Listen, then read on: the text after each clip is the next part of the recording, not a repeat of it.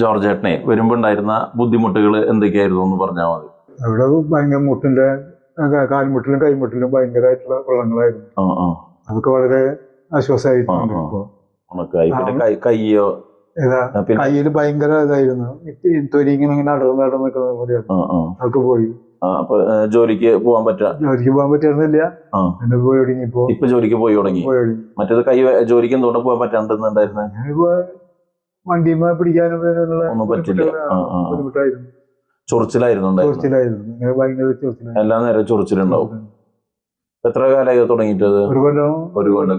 ഒരു കൊല്ലത്തിന് മീതെ. ബാക്കി വേറെ ഡോക്ടർമാരൊക്കെ കണ്ടിരുന്നോ? ഡോക്ടർമാരെ കണ്ടിരുന്നു.